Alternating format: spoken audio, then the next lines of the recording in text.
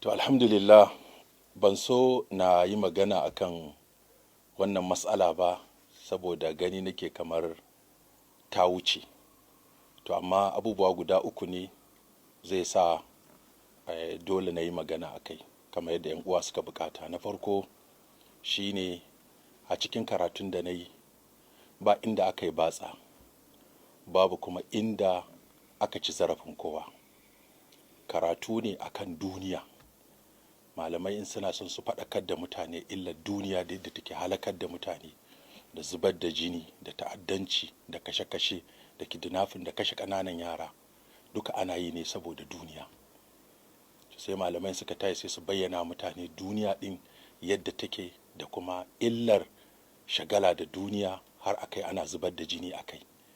Da haka sayyidina Ali shi ya wannan bayani, ni kuma na ɗauko shi a cikin wannan tafsiri na Kurtubi.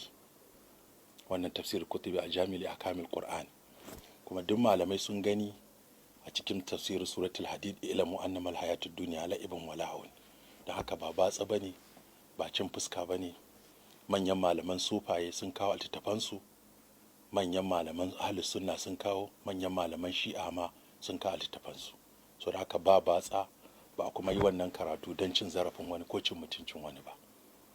Sannan abu na biyu, daga baya ake gaya min bidiyo yana ta yawo, wata ta zage ni kamar yadda mutane suka gaya min, kuma daga baya aka ce ta ba da haƙuri. To ni kafin ma ta ba da haƙurin na yafe mata. So da ni a matsayina na mai wa'azi, akwai zagi, akwai suka, akwai yabo. Sama da shekara 30 da nake wa'azin nan, na ji kalmomi masu daɗi, na ji marasa daɗi ko ba sa damuna. Sannan abu na uku shine ban yadda da sunana ko da sunan addini wani ya ɗauki mataki da ya saɓawa doka ko ya ɗauki doka a hannunsa ba. Muna godiya ga mutane da kowa ya nuna damuwarsa akan abin da ya faru, amma ba mu yadda da ɗaukan doka a hannu ba. Muna fata za a kiyaye, Allah kuma ya shiryar da mu baki ɗaya, ya ba mu lafiya, ya ba ƙasarmu zaman lafiya.